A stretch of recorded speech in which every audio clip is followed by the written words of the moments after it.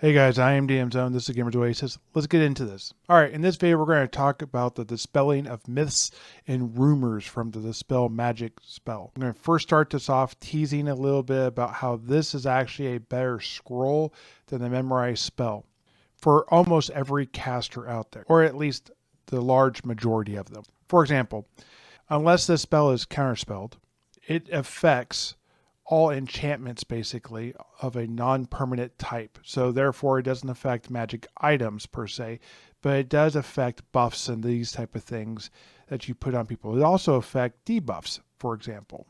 There is not a resist per se. However, there is actually a formula that is harder for most people to understand than probably is needed.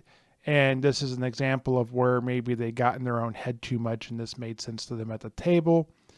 But it would be hard to explain to someone just by reading the text. But let's get into it.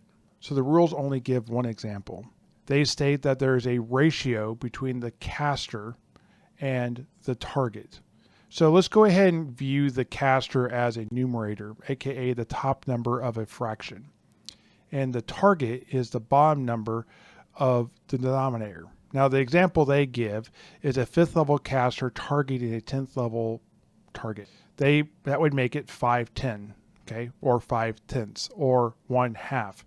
What they actually say is that the caster has a 50% chance to cast a spell, i.e. 1/2. So what you want to know immediately is that if you're casting this spell on someone who is equal to your level or lower, you automatically have a 100% chance to get the spell off. The numerator is higher than the denominator, which makes it more than 1 being 100%.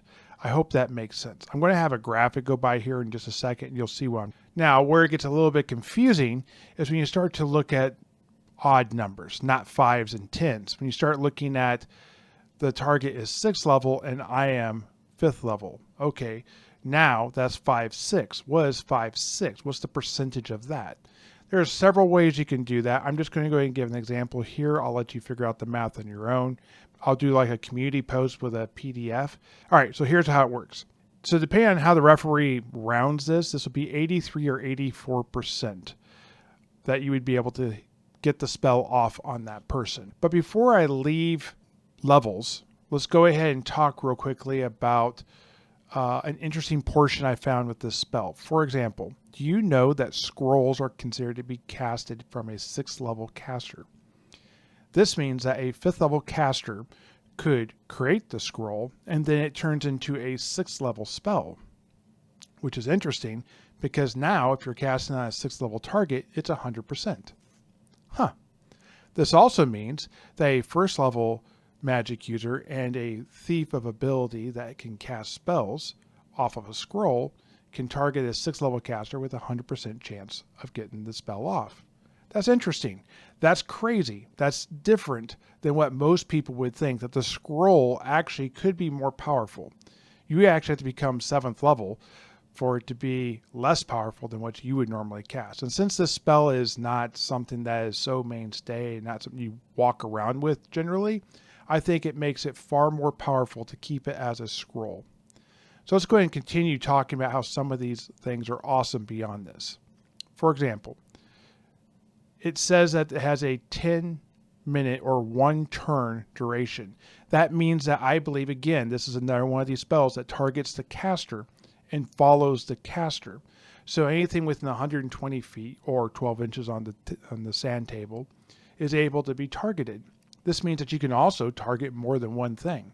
I would also say you probably can only target one thing around, but I don't see why you would have to have a gesture or spoken word or anything, which could mean the first 10 minutes of a social encounter could very well be removing spells off of people.